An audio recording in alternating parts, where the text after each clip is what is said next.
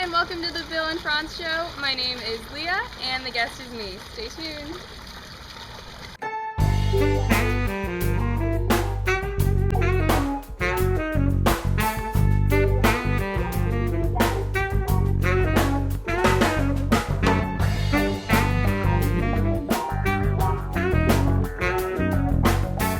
Hey, what's up, y'all? Welcome to the Bill and Frantz Show. We're back. Today, our guest is Leah Thomas. Welcome. Thank you. And you are, let me see, you have done a number of things over the years. You are an actress and a dancer. Yes. And you're presently studying in school. What are you studying right now? I'm studying biological science in school right now. Okay, great. We brought her on because I saw she made a little speech on YouTube a few weeks ago. Yes, I did. And it was in reaction to some of the things going on, and it was about the N-word. You want to remind us what you said? Basically in the video, I was just talking about how the black community has changed the N-word to mean something different than what it used to mean, and how sometimes different cultures don't really understand that change that the word is taken for the better. So in that rant, I really just wanted to inform people that that change has occurred, and that there are two different ways to use that word, and that's really all I wanted to say there. Right. What are those two ways?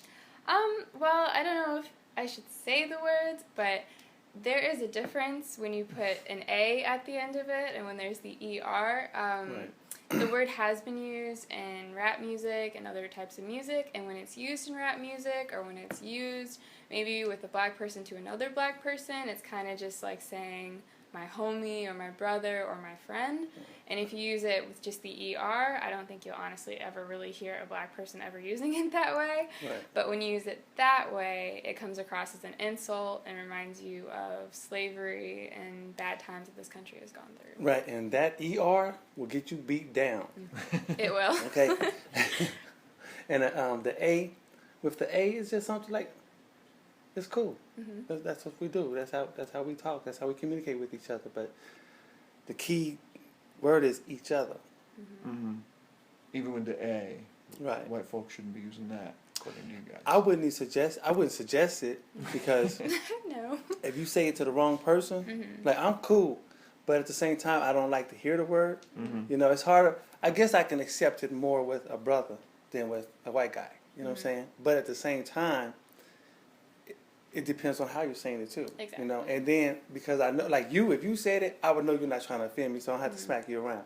So, but the ER, oh my God, you might get slayed on that one. Different story. You know, it's a completely. different story on that. That's an ugly word.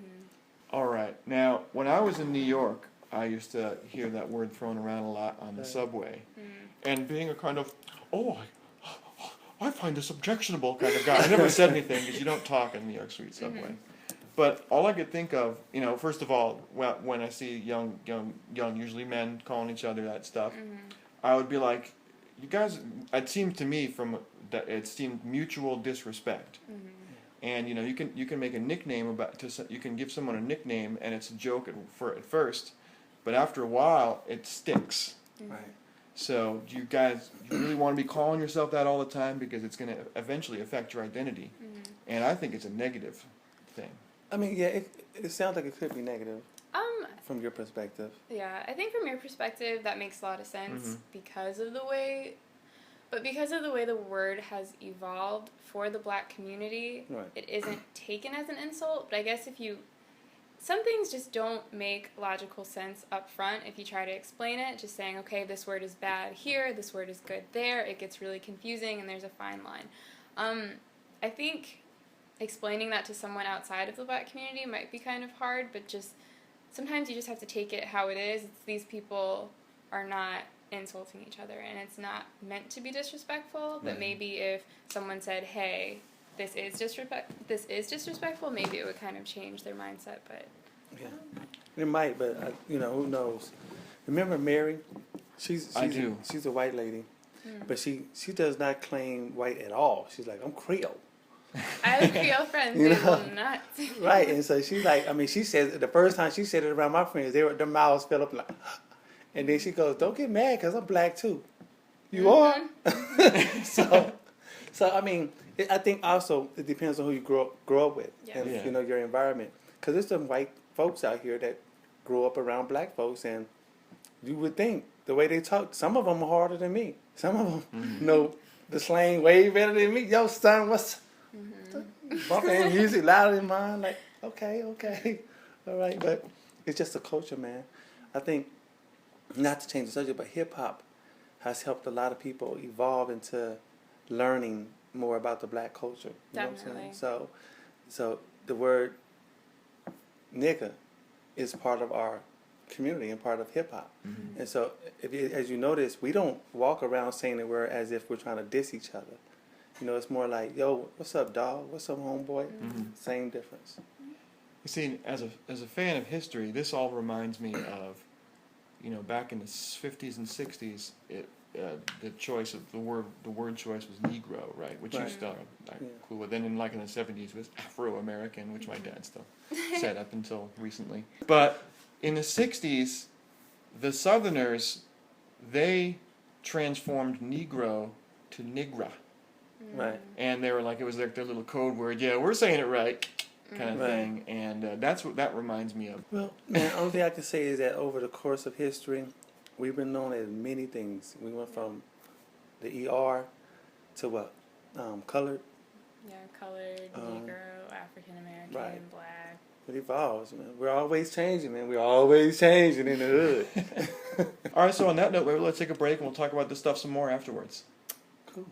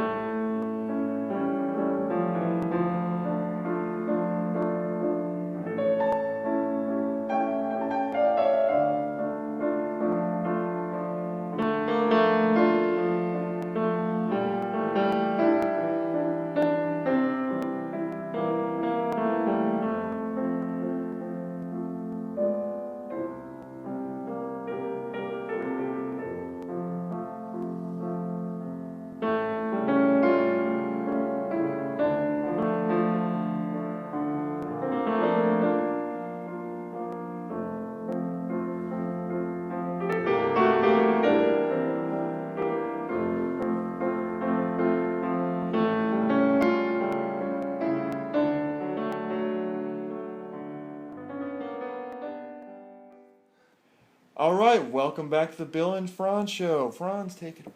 Oh, check this out. Hot topics, y'all. Hot topics. So we're going to get on this Paula Deen. Y'all know who I'm talking about because she's been in the news everywhere. So, Leah, tell us about Paula Deen. Okay, so Paula Deen, in my opinion, she did make a mistake, but she made several mistakes. I think people really need to sit down and look at the lawsuit that was filed against her and maybe make up their minds for themselves and not just focus on the specific instance where she used the N-word, but kind of look at the structure of the whole Paula Deen just empire and just like see what they're doing, because a lot of things that they said were not appropriate, and honestly I did not believe her when she was crying. I think maybe she's crying because she lost her sponsors and things like that, but it didn't really seem genuine to me. I'm really sorry. I didn't really mean to do it. Exactly. And then I think she said, she said something like, I wish someone would take a rock and throw it at my head. Something kind of like weird and not a normal apology. And I think she needs to learn from her actions. So. That sounds like a victimhood kind of passive-aggressive. Yeah. How dare you punish me for that which I've done? Right, but you know what? If you look at Paula Deen, she was definitely raised in an environment that said that all the time. Yes. Right. Yeah. You know what I'm saying? I mean, so, because the way she said it so comfortably, she'll learn from this, hopefully, you know. And I do believe in redemption, as you know. So, hopefully hopefully you get yourself together and somebody sponsor you again, because, hey, they say you cook well. Right. So redemption is one of those things, and a lot of people will say, "Oh, well, why do you blame her for stuff she said 30 years ago?" But it's actually much more recent. There are actually a lot of things that she said. If you look through the lawsuit, she would refer to the black cooks in the kitchen as monkeys. She would say, so if you really read through I don't know how many pages it is, it's more than like 20 pages, just talking about things that Paula and her brother have done. It includes gay slurs, things against women, things against Jewish people, things against black people, and then there's so many different groups that they attack that it's just not okay, and it seems like that's just her personality. It's something that she really needs to learn, because what she said is so disrespectful and hurtful to so many different groups of people. Wow, Paula, you're a broad racist. Okay. A broad racist. You spread that hatred nice and nice around and everywhere. evenly. We get to the Hispanics, the black, the Turkish. Even women, which you are. And she's a woman, so I don't really understand that one. But there's also sexual harassment, not from Paula, but from her brother, and then wrongful money management. So they're attacking the entire Paula Deen enterprise. So. Wow. On to the next thing. On our previous episode, while we were talking, they were deciding the case of the person who killed Trayvon Martin, whose name I can't recall. George Zimmerman. George Zimmerman. And while we were talking, we were like, oh, he'll probably just get manslaughter. Now we know better. Right. I think if you can get manslaughter for texting and driving, or a DUI and accidentally killing someone, if you purposefully kill someone, then I think manslaughter should have been on the table. And it doesn't make sense to me, because he went out of his way to follow someone that he profiled, and I feel like it's hard to say it was self-defense if you attacked someone. The logic behind that doesn't make sense to me. He says, this guy looks scary and looks like a criminal, so I'm going to follow him. And then they get into an argument or whatever, and he's like, well, I shot him because of self-defense. Maybe George confronted him, and Trayvon started beating the sleeves off him. And George is like, oh my God, he big, he's 6'2", and he shot him. But George should really be in jail right now. Was the whole thing recorded on the phone with the guy yelling in the background and all that, or was it just the stuff before the actual shooting? I know yelling was recorded on the phone, and there's also another woman who was inside of her house who heard it while she was on the phone with the police, and she was trying to say that. It was just, I guess you can't say without reasonable doubt that this voice is George or this voice is Trayvon. And then George's parents both said, oh, that's George. And then Trayvon's parents, of course, said the person screaming for help is Trayvon. So that was that situation. I would think that they actually could do that with modern. They should be able to, but it's so hard to be able to tell. And honestly, I think maybe both of them were kind of calling out, but... I know, they probably were. At first, it was probably Trayvon. But when Trayvon started getting the best of him, it was probably, George, help me! okay? Yeah. Who knows? Yeah. He's laying on the ground getting whooped. Yep. So he's gonna scream for help. But at the same time, he should have got manslaughter. But he got away with murder, man. Yeah. He got away with murder. I would think the just do not follow him Yes, should be that should be enough enough. Should right be there. enough. Right, right. But people are arguing and saying, well, it was a operator, not a police officer. But Doesn't I matter. beg to differ because the operator works for the police department. Exactly. You Yeah. know, so She represented the police department. exactly. So, but you know, it is what it is. It's not the first time that a young brother was killed because black males are always targeted anywhere you go. Now, don't get me wrong. There are some black males out here tripping and doing some things that, you know, that's going to get themselves shot and killed, right? But not all of us.